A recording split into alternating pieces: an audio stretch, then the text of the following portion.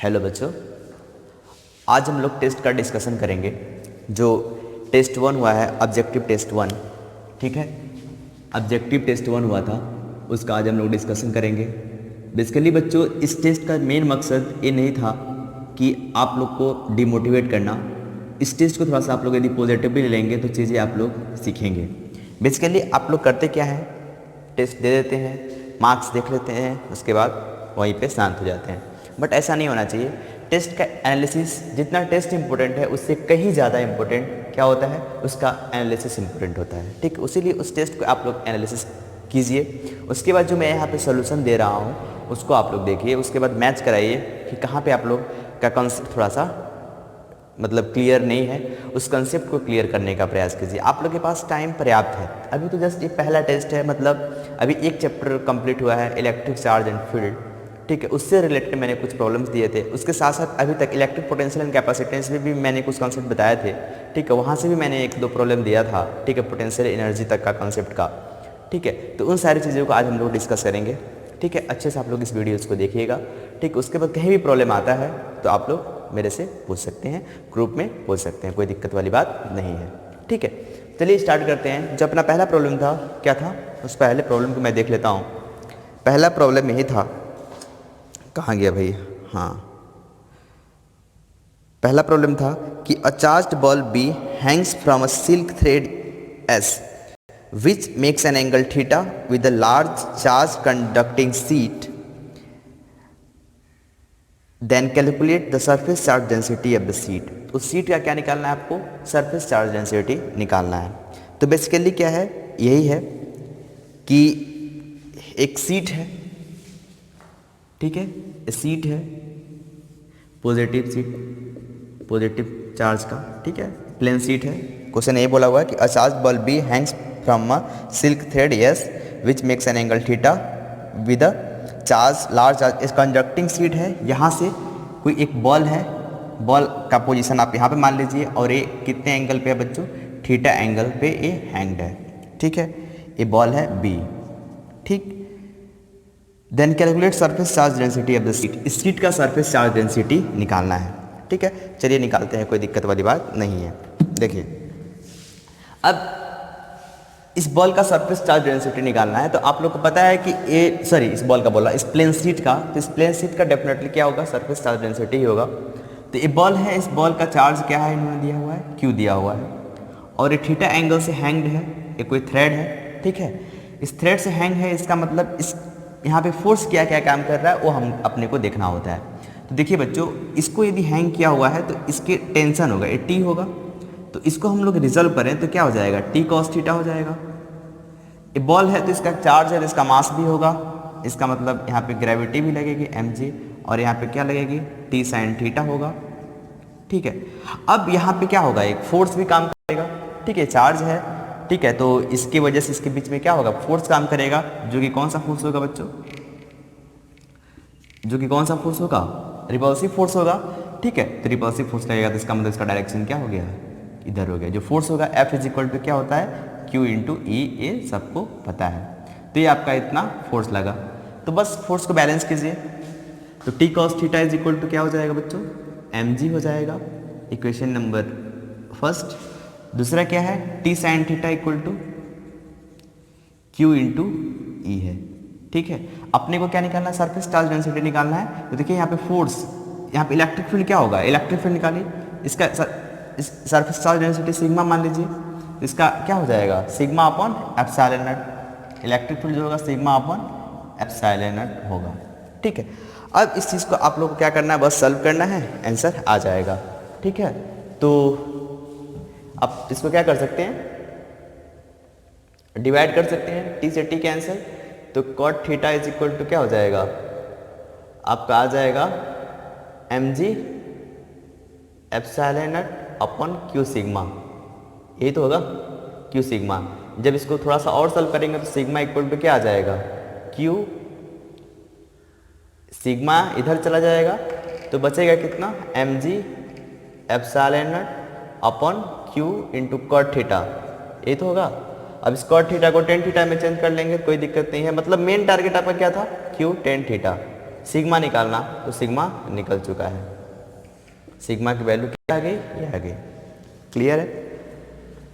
ये तो हुई आपका सरफेस चार्ज डेंसिटी निकालने का। सरफेस चार्ज डेंसिटी की वैल्यू आपकी आ गई, ठीक है। तो surface charge density of the seat का सरफेस चार्ज डेंसिटी निकल चुका है। उसके बाद अगला प्रॉब्लम क्या था, ये तो प्रॉब्लम नंबर 1 था। ये बेसिकली आपका जेईई मेंस में आया हुआ प्रॉब्लम था, ठीक है। जेईई मेंस आपका बोल सकते हैं, जब इसके पहले AI-EEE हुआ करता था, AI-EEE 2005 में आया हुआ प्रॉब्लम था, ठीक है। तो ठीक है, यहाँ पे हम लोग सीख चुके हैं चीज़ें कि सिग्मा हम लोग कैसे निकालते हैं। यहाँ पे बस क्या करना था, फोर्स को बैलेंस करना था, ठीक है। अब प्रॉब्लम दूसरा करते हैं बच्चों। प्रॉब्लम ये है, let there be spherically symmetric charge. इसको इरेज करूँ, इसको मैं इरेज करता हूँ। प्रॉब्लम नंबर 2,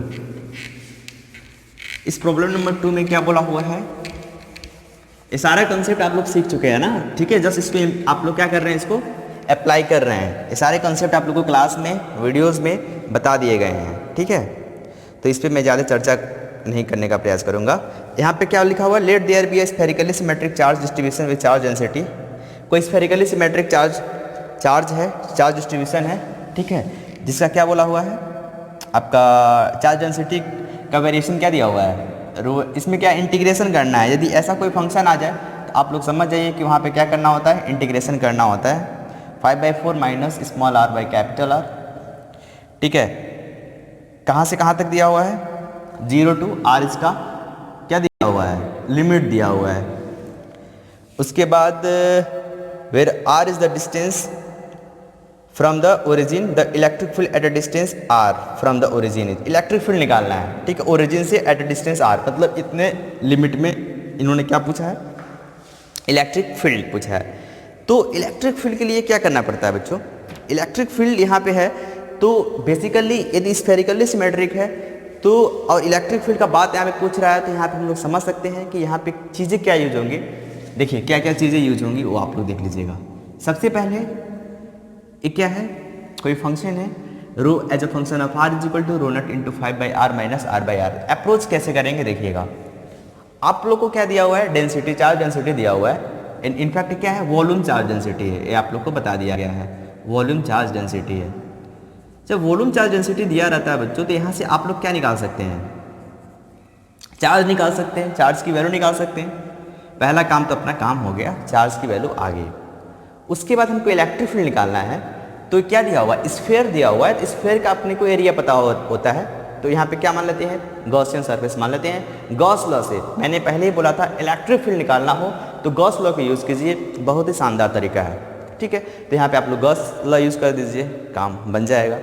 तो मेन टारगेट क्या है आपका, सॉरी मेन चैलेंज इसमें क्या है, मेन चैलेंज यही है कि इंटीग्रेशन कैलकुलेट करना है इसका, ठीक है। इंटीग्रेशन कैसे करेंगे वो देखना होता है। तो सबसे पहले हम क्या निकालते हैं, डी क्यू निकालते हैं। तो D Q is equal to क्या होता है, रो इंटू डी वी होता है बच्चों, ठीक है। अब रो की वैल्यू दिया हुआ है कितना है, rho naught into 5/r minus small r by capital R, और डी वी कितना होगा, अब स्फीयर है कोई, ठीक है। तो मैंने एक कितना थिकनेस का, इसका थिकनेस dr हो और इसका सरफेस एरिया क्या हो, सॉरी इसका रेडियस r हो, तो इसका surface area into length thickness वही क्या हो जाएगा, dv हो जाएगा। तो सरफेस एरिया कितना होगा बच्चों, 4πr², और इसका वैसा थिकनेस कितना है, dr है, ठीक है। इतने ही एलिमेंट के लिए तो मैं क्या निकाल रहा हूँ, dq चार्ज निकाल रहा हूँ, तो dq हो जाएगा आपका इतना। तो इसको इंटीग्रेट कर दीजिए दोनों तरफ, तो आप चार्ज की वैल्यू निकल कर आ जाएगी। उसके बाद कहाँ से कहाँ तक इंटीग्रेट करना बच्चों, lower limit 0 to small r, यही है 0 to स्मॉल r। अब इसको आप लोग कैलकुलेट कर लीजिए, इंटीग्रेशन करना आसान क्यों, देखिए इसको आप लोग मल्टीप्लाई कीजिए, तो रो naught into 5/r 4πr² dr, अलग अलग कर दीजिए ना, आसान हो जाएगा, ठीक है, minus rho naught small r by capital R into 4πr² dr, इसको भी अलग कर दीजिए, ठीक है। अब यहाँ से 4 से 4 कैंसिल, ठीक है। तो ये आपका क्या हो जाएगा, कांस्टेंट वैल्यू है, तो क्या हो जाएगा 5π रो नट, ठीक है। इसकी वैल्यू क्या हो जाएगी, r³/3, तो r³/3 माइनस इसकी वैल्यू क्या हो जाएगी, आपका रो नट बाई कैपिटल आर, ठीक है, 4 पाई भी बाहर, ठीक है, और यहाँ पे क्या हो जाएगा r टू द पावर 4/4, ठीक है।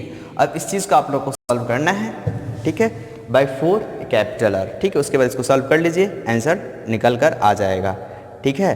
तो आप क्या करेंगे, 4 पाई रो नट, इधर देखिए 4 से 4 कैंसिल हो रहा है क्या, इधर देखिए 4 से 4 कैंसिल हो रहा है, तो यहाँ से आप लोग सॉल्व करेंगे तो मैं डायरेक्टली आंसर लिख दे रहा हूँ, जो आएगा 4 पाई रो नट, ठीक है, 5/4 RQ/3।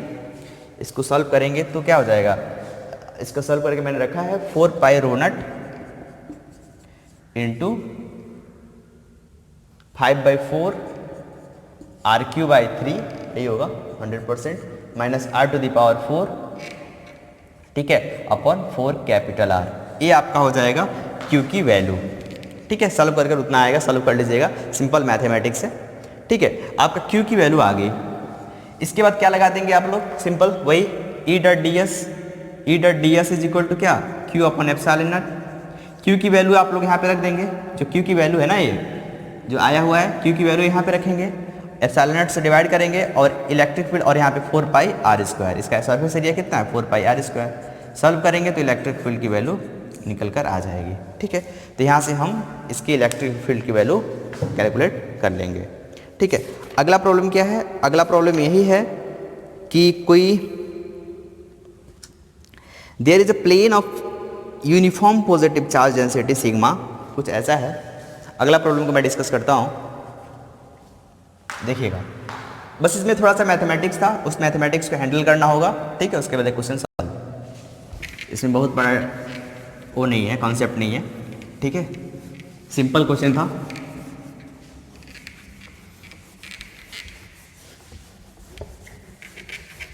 अब अगले प्रॉब्लम की तरफ चलते हैं।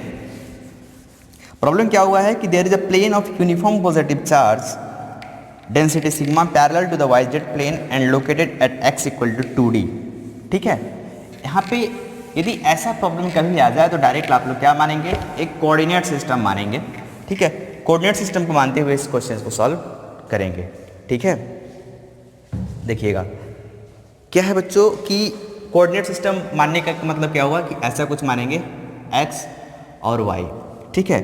इनफैक्ट फिगर ही बना रखा है, बोला है कि there is a plane of uniform positive charge, एक कोई यूनिफॉर्म पॉजिटिव चार्ज है, कोई प्लेन है, ठीक है, जो कि कहाँ पे है, यदि इस ओरिजिन इसको मैंने मान लिया तो x equal to 2d distance पे है, ठीक है।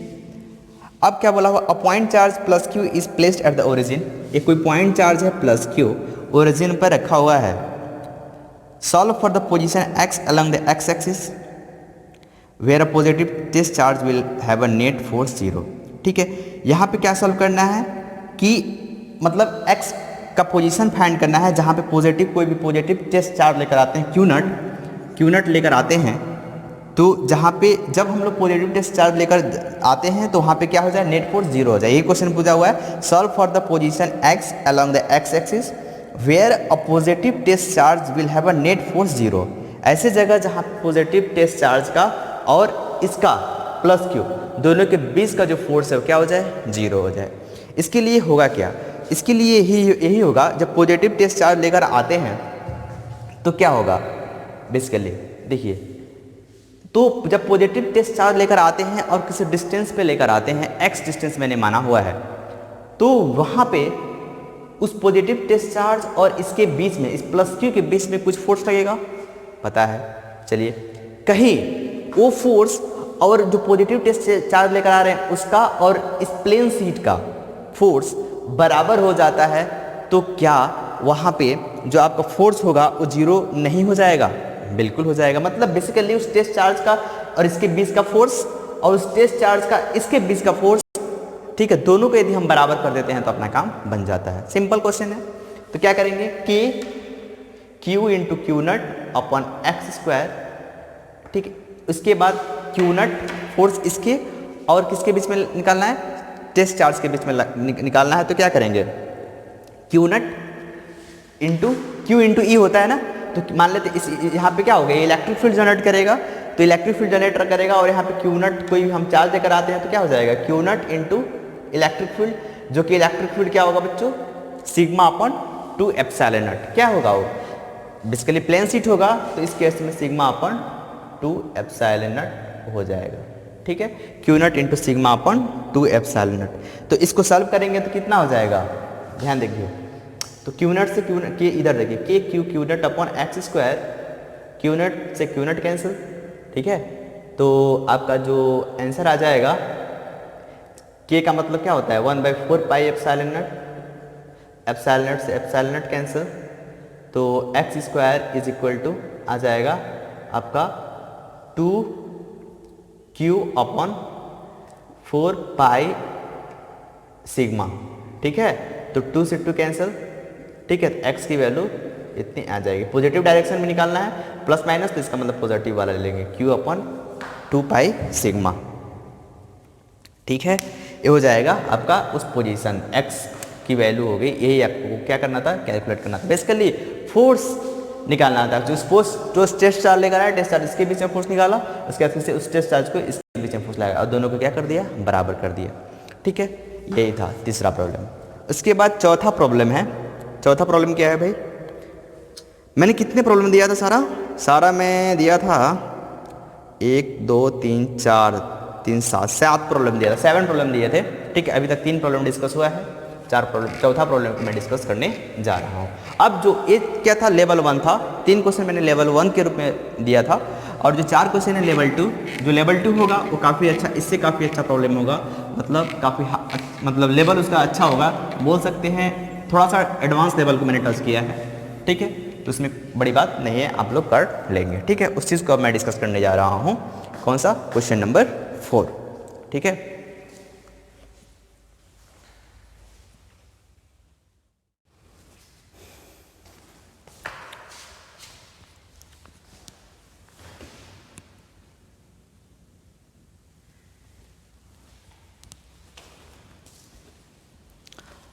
हाँ बच्चों, इसी न्यूमेरिकल के दौर पे, ठीक है, इसी कड़ी में मैं आगे प्रॉब्लम्स को प्रोसीड करता हूँ।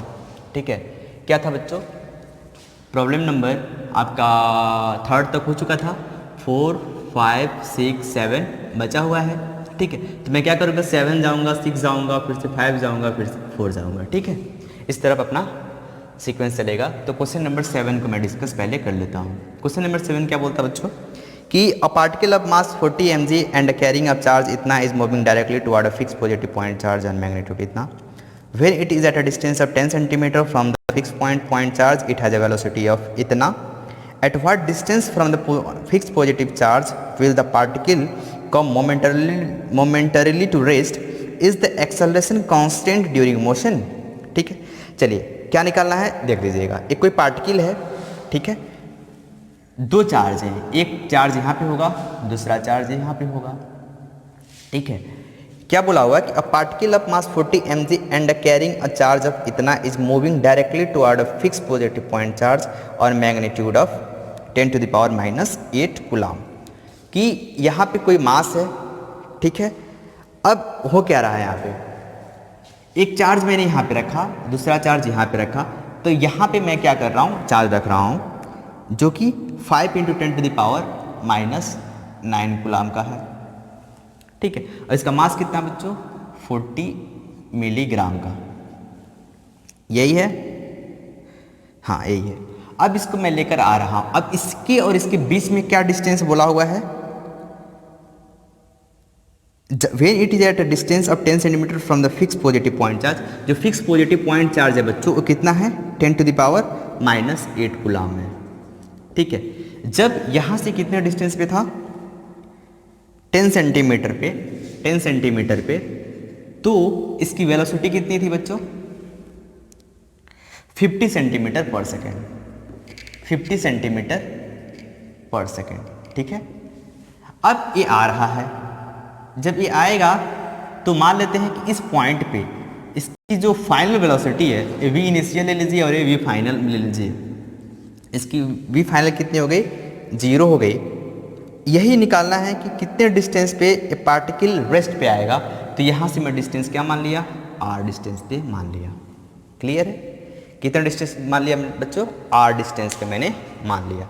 तो करेंगे क्या, हम यही करेंगे कि इसको मैं क्या लेकर आ रहा हूँ, जब लेकर आ रहा हूँ तो यहाँ पे क्या होगा, यहाँ पे आते आते इसका कुछ क्या होगा, काइनेटिक एनर्जी, यहाँ पे आते आते क्या होगा, टोटल काइनेटिक एनर्जी इसके बीच में होगा।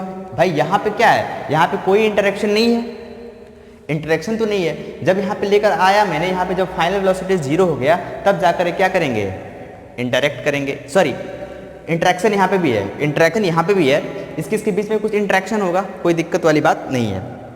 जब मैंने इसको यहाँ पे लेकर आया आपका, यहाँ पे कुछ इंटरेक्शन एनर्जी होगा, उसके बाद जब इसको मैंने यहाँ पे लेकर आया तभी इंटरेक्शन एनर्जी होगा, ठीक है।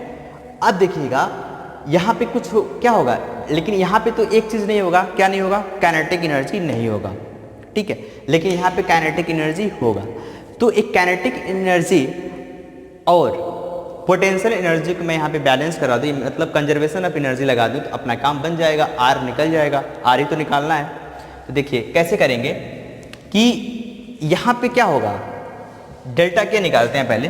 डेल्टा के निकालने का मतलब के फाइनल माइनस के इनिशियल, तो के फाइनल कितना है, 0 है, माइनस के इनिशियल कितनी है, हाफ एम, मास कितनी है बच्चों, मास आपका है 40 mg, तो 40/1000 कर देंगे, ठीक है। उसके बाद v स्क्वायर, v कितनी है 50 सेंटीमीटर पर सेकेंड है, तो 50/100 स्क्वायर, ठीक है। ये आपका क्या हो जाएगा, डेल्टा के हो जाएगा। डेल्टा के आप लोगों ने निकाल लिया, जब डेल्टा के आप लोगों ने निकाल लिया तो डेल्टा के कितना आ गया, half M V square minus half M U square, ठीक है। फाइनल आपका वेलोसिटी क्या होगा, 0 होगा, तो इस केस में इसकी जो वैल्यू आ गई कितनी आ गई, डेल्टा के। मैग्नीट्यूड का बात करते हैं तो आपका आ गया 1/2, 1/4 हो गया, 2 2 = 4, 2 5 = 50, मतलब 1/2 इंटू 1/4 इंटू 1/, ये तो हुआ, 1 0 से 1 0 कैंसिल, 4 25 से कैंसिल, ठीक है। तो बोल सकते हैं आपका 0 0 4 1/25, 1/25 मतलब 1/200, डेल्टा के की वैल्यू कितनी हो गई, 1/200। अब 1/200 हो गया, अब इतना जूल हो गया। इसके बाद क्या करेंगे, वही पोटेंशियल एनर्जी के Q1 Q2 अपन R1, के Q1 Q2 अपन R1। पहले डिस्टेंस कितना है, फाइनल डिस्टेंस कितना है, you final minus you initial, तो यू फाइनल कितना होगा, यहाँ आप देखिएगा, यहाँ हमको क्या करना चाहिए था, कि फाइनल कितना है, 0 है, तो 0 माइनस इतना हो गया, तो आपका जो मैग्नीट्यूड आ गया डेल्टा के की वैल्यू वो कितनी आ गई, 1/200। वैसे यहाँ पे you final minus you initial, तो यू फाइनल कितना है, इतना, के Q1 Q2 upon R1 minus you initial, के Q1 Q2 तो इतना ही रहेगा, अपन डिस्टेंस कितना होगा, 10 सेंटीमीटर, 10 सेंटीमीटर बोले तो 1/10 है ना, या फिर 0.1 मीटर, ठीक है। तो 1/R1 मतलब 1/R, Q1 की वैल्यू पता है, Q2 की वैल्यू पता है, इसको किससे इक्वेट कर देंगे बच्चों, 1/200 से इक्वेट कर देंगे, तो यहाँ से R की वैल्यू आपकी आ जाएगी, ठीक है। ये आपका कैलकुलेशन है, कैलकुलेशन कर लीजिएगा, कॉन्सेप्ट मैंने बता दिया। जो R की वैल्यू आ जाएगा वो कितना आएगा बच्चों, वो आएगा आपका 4.737 इंटू 10⁻⁻², 4.737 इंटू 10⁻⁻² मीटर आएगा R की वैल्यू, ये आपका आएगा आंसर, ठीक है। इस क्वेश्चन का जो आंसर है वो कितना है, वो इतना है, ठीक है। R = 4.737 इंटू 10⁻², ठीक है। एक इनफैक्ट मैंने इसके लिए स्पेशल वीडियो भी मैंने बनाया रखा था, ठीक है। इसका जो लेक्चर था, ठीक है, इसका लेक्चर मैंने दिया हुआ था स्पेशल यूनिक कॉन्सेप्ट नाम से, ठीक है। तो वहाँ पे बेसिकली मैकेनिक्स को यूज़ करना था, तो आप लोग मैकेनिक्स यूज़ कर लिए, पहले एनर्जी कंजर्वेशन सिंपल यूज़ करना था, ठीक है। और एक चार्ज रेस्ट देखिएगा, डायरेक्टली भी निकाल सकते हैं, कोई दिक्कत नहीं है, यदि आपको फॉर्मूला याद है तो, ठीक है। मैंने कैलकुलेट करवाया था, ठीक है। इनिशियली क्या होगा, एक चार्ज रेस्ट में है, वही केस चार्ज रेस्ट में है और एक चार्ज को लेकर आ रहे हैं, तो इसके बीच में R मिनिमम निकालने के लिए मैंने velocity approach, sorry distance, approach distance मैंने निकलवाया था, तो यहाँ पे डिस्टेंस ऑफ क्लोजेस्ट अप्रोच निकलवाया था, तो यहाँ पे R मिनिमम को जिसकी फार्मूला इसको पता है, खटाखट कर देगा तुरंत, ये सब करना भी नहीं पड़ेगा, डायरेक्ट वैल्यू रखा है, आंसर निकाला, ठीक है। तो ये चीज़ें वहाँ पे बेनिफिट मिलेगा, जो बंदा एक बार क्या किया रहेगा, अपने हाथों से डिराइव किया रहेगा और कुछ जो स्पेशल वैल्यूज़ होते हैं उसको याद रखा रहेगा, ठीक है। यदि उस चीज़ों को याद है ना तो कंपटीशन के एग्जाम में आप लोगों को क्या करेंगे, इतना काम करना ही नहीं पड़ेगा और यू आंसर आ जाएगा। तो वही चीज़ है, कुछ चीज़ें आप लोग को तो याद करना ही पड़ेगा, ठीक है। कॉन्सेप्चुअली स्ट्रांग रहिए, कोई दिक्कत नहीं है, बट चीज़ों को याद भी रखा कीजिए, ठीक है। कि आर मिनिमम की वैल्यू क्या हमने निकाला था जब एक चार्ज रेस्ट में था, दूसरा चार्ज मूव कर रहा था, तो उस केस से मैंने क्या मतलब उसकी वैल्यू मैंने क्या निकाला था। यदि वो वैल्यू याद रहता तो आप लोग तुरंत एम क्यू की वैल्यू रखते, आंसर फटाफट आ जाता। बट कोई दिक्कत नहीं है, इतना कैलकुलेशन थोड़ा सा टफ हो गया, कैलकुलेशन थोड़ा सा क्या कर दिया, लेंदी कर दिया, टफ नहीं है, लेंदी कर दिया। ग्राम इसी तरह वैल्यू ही होती है इसकी, इतनी ग्राम, इतना कुलाम, है ना, तो दिक्कत थोड़ा सा होता होगा, ठीक है। लेकिन कोई दिक्कत नहीं है, आप लोग इसको सॉल्व कर लेंगे। आर की वैल्यू आ गई। उसके बाद हम लोग चलेंगे क्वेश्चन नंबर 6 की तरफ। जो क्वेश्चन नंबर 6 बोल रहा है बच्चों, वो क्या बोल रहा है, क्वेश्चन नंबर 6 ये आप लोग का यही बोल रहा है। हाँ, एक चीज़ और, अगला प्रॉब्लम क्या है, is the acceleration constant during motion. Constant acceleration नहीं होने वाला है, क्यों? क्योंकि जब चार्ज लेकर आ रहे हैं बच्चों ना, तो इसके बीच फोर्स भी क्या हो रहा है, चेंज हो रहा है। जब फोर्स जब चेंज होगा तो एक्सेलरेशन कैसे सेम हो सकता है, कांस्टेंट हो सकता है? कांस्टेंट नहीं होने का कोई चांस ही नहीं हुआ ना, कांस्टेंट होने का तो कोई चांस ही नहीं हुआ, क्योंकि अलग अलग डिस्टेंस पे फोर्स अलग अलग काम कर रहा है। जब फोर्स अलग अलग है तो वहाँ पे कैसे कांस्टेंट हो सकता है बच्चों, ठीक है। अब हम लोग देते हैं क्वेश्चन नंबर 6। क्वेश्चन नंबर 6 मैंने क्या बोला था, क्वेश्चन नंबर 6 है आपका, कहाँ गया अभी, हाँ, a point charge Q1 is placed, देखते हैं, a point charge Q1 is placed at the origin. पहले जो जो क्वेश्चंस बोले ना उसको हम लोग थोड़ा सा फिगर आउट कर लेते हैं, ठीक है। थोड़ा सा फिगर के फॉर्म में उसको लिख लेते हैं कि अ पॉइंट चार्ज Q1 है, पहले एक्सिस बना लेते हैं, ठीक है, कोई दिक्कत वाली बात नहीं है। एक पॉइंट चार्ज Q1 है, Q1 को मैंने कहाँ रखा, ओरिजिन में रखा है, हमें बोल रखा है प्रॉब्लम में, is placed at the origin and the second point charge Q2 is placed at the x-axis on the x-axis at x equal to इतना। इसी x-axis पे मैंने 20 के डिस्टेंस पे 20 सेंटीमीटर, पहले 20 सेंटीमीटर के डिस्टेंस में मैंने क्या रखा, यहाँ पे Q2 चार्ज रखा, ठीक है। और उसके बाद क्या बोला, बहुत ही आसान प्रॉब्लम है ये। उसके बाद Q3 रखा है कहाँ पे, दोनों के बीच में, मैंने Q3 रख दिया दोनों के बीच में, मतलब मिड पॉइंट पे रखा है, इसका मतलब 0.1 मीटर ये हो जाएगा और 0.1 मीटर ये हो जाएगा। ये आपका 20 सेंटीमीटर है, इसका मतलब 20/100, इसका मतलब आपका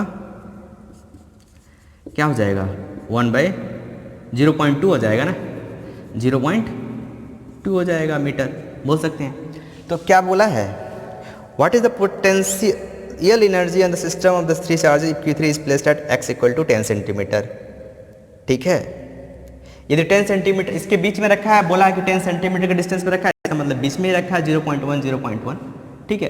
तो इसके बीच में क्या पूछा है, पोटेंशियल एनर्जी, मैंने क्या बोला है, इसके बीच में पोटेंशियल एनर्जी होगी U1 ले लीजिए, इसके बीच में पोटेंशियल एनर्जी होगी U3 होगी, इसके बीच में क्या होगी, U1 होगी, और ये क्या होगी, U2 मान लीजिए और इसको U3 मान लीजिए। तो दोनों के यूनिट जोड़ लीजिए, यूनिट कितनी होगी, U1 plus U2 plus U3, ठीक है।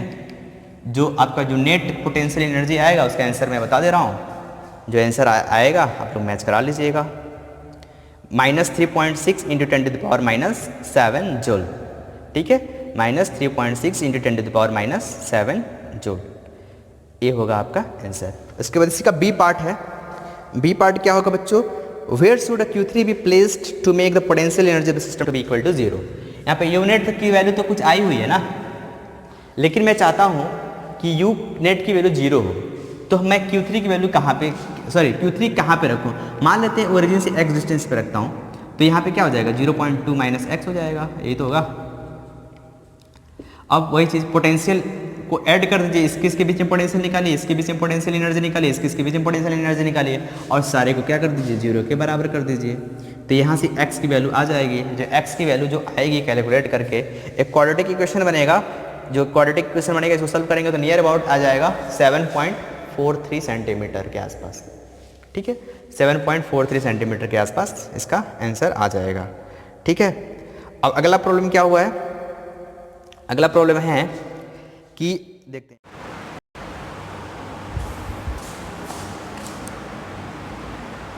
हाँ बच्चों, अब हम लोग डिस्कस करेंगे क्वेश्चन नंबर 5। ठीक है, हम लोग क्वेश्चन नंबर 6 हम लोग ने डिस्कस कर लिया है, क्वेश्चन नंबर 6 डिस्कस कर लिया है, सॉरी 7 डिस्कस कर लिया, 6 डिस्कस कर लिया। अब क्वेश्चन नंबर 5 डिस्कस करेंगे। ठीक है, इस प्रॉब्लम को थोड़ा सा आप लोग ध्यान से देखिएगा। आप लोग को पता है कि ये जो क्वेश्चंस आए हुए, जो क्वेश्चन 5 मैं अब कराने जा रहा हूँ, इसमें सारे 5 और 4 जो मैं कराऊँगा, इस पर क्या होगा, मैकेनिक्स इन्वॉल्व होगा। ठीक है, अब देखिएगा, जो बच्चा क्लास फर्स्ट ईयर में सही से नहीं पढ़ा है, इस प्रॉब्लम को उसके लिए थोड़ा सा मुश्किल हो जाएगा। जो पढ़ा हुआ है, थोड़ा सा ही पढ़ा हुआ है, उसके लिए एक प्रॉब्लम काफ़ी आसान हो जाएगा। इस बात को ज़रूर ध्यान रखिएगा बच्चों, जो भी कम्पिटिटिव एग्ज़ाम हो रहे हैं, उस कम्पिटिटिव एग्ज़ाम में एक क्वेश्चन के पीछे कई कॉन्सेप्ट वो अपना चेक करने का प्रयास करते हैं। तो उसीलिए कई कॉन्सेप्ट, जितने भी कॉन्सेप्ट है, सारे कॉन्सेप्ट्स को आप लोग क्लियर करते चलिएगा। ठीक, एक भी कॉन्सेप्ट मिस ना हो क्लास सेकेंड ईयर का। एटलीस्ट क्लास फर्स्ट ईयर में आप लोगों ने जो किया, बट कोशिश यही रहे कि क्लास फर्स्ट ईयर की चीज़ें भी जो है रिवाइज करते रहिएगा, वो थोड़ा सा बेहतर होगा। चलिए स्टार्ट करते हैं क्वेश्चन नंबर 5 को ज़्यादा बात ना करते हुए। इस क्वेश्चन नंबर 5 में क्या बोला हुआ है कि कोई बॉल है और कोई स्ट्रिंग है। ठीक है, अब बॉल है और कोई स्ट्रिंग है, तो कुछ ऐसा सिचुएशन है। ठीक, इस बॉल का जो मास है m है, चार्ज कितना है q है, इसका जो लेंथ है l है। ठीक है, बोला ही है कि a ball of mass m with a charge q can rotate in a vertical plane at the end of a string of length l in a uniform electrostatic field whose lines of force are directed towards. जिसके line of force क्या है, directed towards, directed upwards.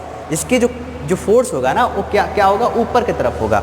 मतलब electrostatic field क्या होगा, इसका ऊपर होगा। मतलब इलेक्ट्रोस्टैटिक फोर्स क्या होगा, ऊपर होगा। मतलब जो QE का जो डायरेक्शन होगा बच्चों, ऊपर की तरफ होगा। यही है। अब ये क्या कर सकता है, सर्कुलर मोशन कर सकता है। कुछ प्रॉब्लम में ऐसा बोला हुआ है। यदि जब ऐसा बोला हुआ है, इसका मतलब ये ऊपर जब जा रहा है तो कुछ ऐसा होगा सिचुएशन। ठीक है, तो अब अगला एक सिचुएशन तो हुआ, दूसरा सिचुएशन में पूछ क्या रहा है कि what horizontal velocity must be imparted to the ball in the upper position. Upper position में हम लोग इसको कितना वेलोसिटी दें, मान लेते हैं इस वेलोसिटी का नाम दे देते हैं v1। कितना वेलोसिटी दें ताकि tension in the string in the lower position of the ball is 15 times. इसका जो टेंशन है बच्चों लोअर पोजीशन में, वो कितना हो जाए, 15 times the weight of the ball.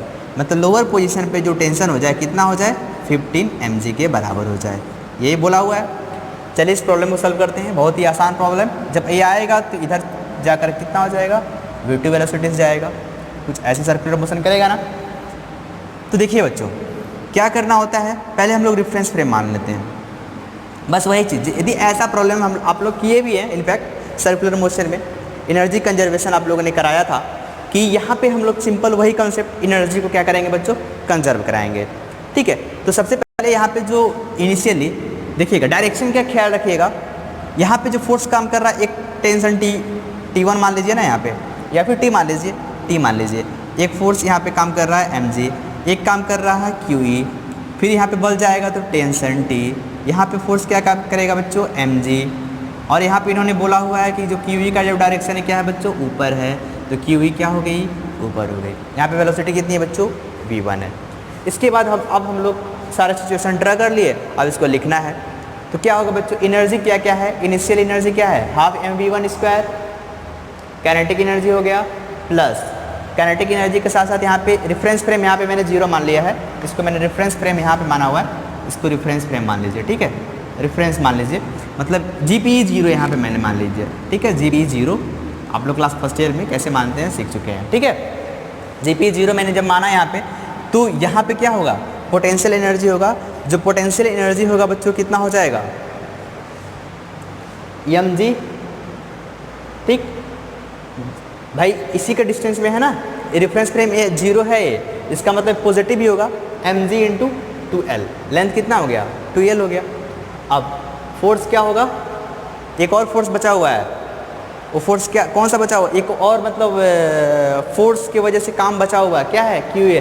Basically मैं यहाँ पर वर्क एनर्जी थ्योरम लगा रहा हूँ और कुछ नहीं कर रहा हूँ। तो एक क्या लग रहा है, काइनेटिक एनर्जी लगा।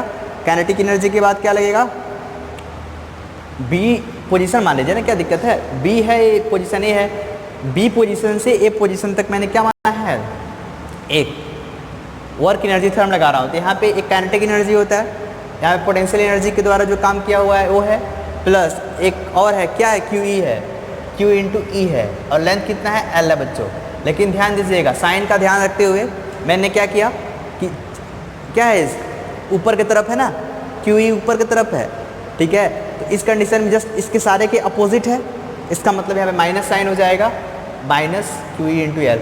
This is equal to final, ये रेफरेंस फ्रेम पे आया यहाँ पे, तो यहाँ पे बस एक ही फोर्स काम करेगा, जो फोर्स काम करेगा उसका क्या काम करेगा, काइनेटिक एनर्जी। जो काइनेटिक एनर्जी क्या हो जाएगा बच्चों, half M V two square. Equation number 1, equation number 1।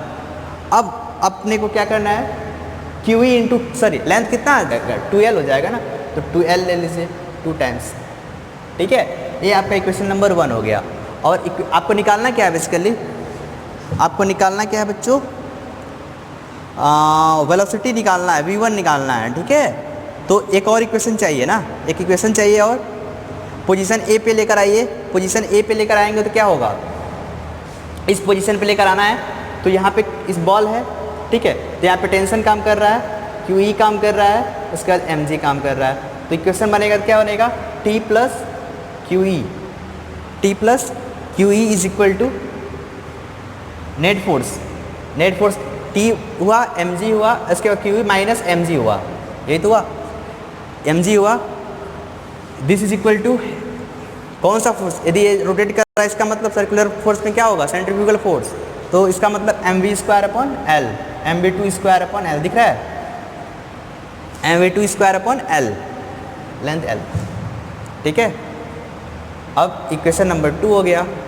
अब यहाँ पे क्या करना है, t इक्वल टू क्या लिखना है बच्चों, यहाँ पे देखिए इस इक्वेशन में t plus Q E, T plus Q E minus M G is equal to M V two square upon L आप लोगों ने किया है। तो यहाँ पे t की जगह पे क्या लिखना है, फाइनल 15 एम जी के बराबर हो जाता है, ठीक है, plus Q E minus 14 sorry M G is equal to M V two square upon L, ठीक है। तो यहाँ पे आपका आ जाएगा, क्या आ जाएगा बच्चों, देखिए इक्वेशन नंबर यहाँ पे देखिए, Q E is equal to M V two square upon L, ठीक है, माइनस 14 एम जी। इसको यदि आप लोग सॉल्व करें तो क्यू ई एल की वैल्यू निकाल लेंगे। क्यू ई एल की जो वैल्यू होगी वो क्या होगी, M V two square minus 14 M G L की बराबर हो जाएगा, क्यू ई इंटू एल की वैल्यू, ठीक है। आपको वेलोसिटी क्या निकालनी है, v1 निकालनी है, ठीक है। तो सिंपल सी बात है, सारी चीज़ें नॉन है, एम वी टू की वैल्यू नहीं पता है, एम वी टू स्क्वायर की वैल्यू यहाँ से निकाल लेंगे ना। एम वी टू स्क्वायर की वैल्यू कितनी आएगी, Q E L plus 14 M G L. अब ये आपका हो गया question solve. M V two square पे रख दीजिए ये value, Q E L plus 14 M G L को यहाँ पे आप लोग रख देंगे एम वी टू स्क्वायर की जगह पे। तो यहाँ पे v1 की वैल्यू आ जाएगी, कितना वेलोसिटी यहाँ पे हम लोगों ने हॉरिजॉन्टल वेलोसिटी दिया है, यहाँ से क्वेश्चन हो जाएगा सॉल्व। जो v1 की जो वैल्यू आएगी बच्चों, वो आएगी अंडर रूट, आंसर मैं लिख देता हूँ, आंसर जो आएगा अंडर रूट, जो v1 की जो वैल्यू आएगी कैलकुलेट कर लीजिएगा। जो आंसर आएगा आपका 5l by M into Q E plus 2 M G के बराबर आ जाएगा। 5l by M into Q E plus 2 M G के बराबर हो जाएगा। ये आपका हो जाएगा v1 वेलोसिटी, ठीक है। कितना वेलोसिटी हम लोगों ने दिया है, ठीक है। अब अगले प्रॉब्लम की तरफ निकलते हैं। अगला प्रॉब्लम क्या है कि अ सिंपल पेंडुलम, ये भी बहुत ही आसान प्रॉब्लम है, इसको मैं थोड़ा सा निपटाता हूँ, ठीक है। समझ में आया, चलिए क्वेश्चन नंबर 4 पे जाता हूँ।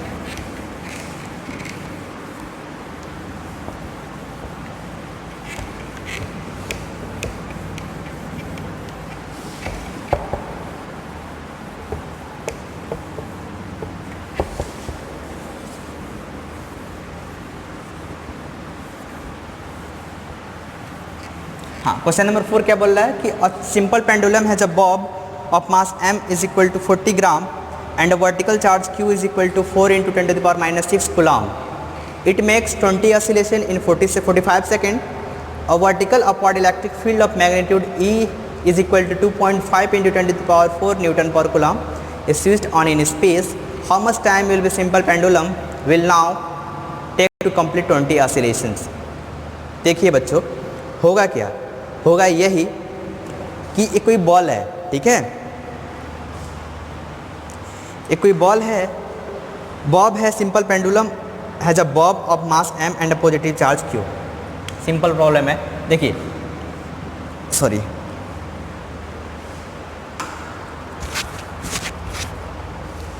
अ simple pendulum has a bob of mass m, ठीक है, मास m, ठीक, इज इक्वल टू कितना है 40 ग्राम है बच्चों, ठीक है। इसके बाद क्या बोला है, it makes 20 oscillations in 45 second, मतलब नंबर ऑफ ऑसिलेशंस कितना है बच्चों, ऑसिलेशंस कितना है 20 ऑसिलेशन है, और इसके करस्पॉन्डिंग जो टाइम है कितना है 45 सेकेंड है, यही तो है ना, ठीक है। अब देखिए यहाँ पे तो कोई ऐसा सिचुएशन नहीं है कि यहाँ पे मैं कुछ इलेक्ट्रिक फील्ड दे रहा हूँ या नहीं दे रहा हूँ, यहाँ पे सिंपल मैं टाइम पीरियड का फॉर्मूला लगा सकता हूँ, t इक्वल टू 2π√L/g वाला, ठीक है।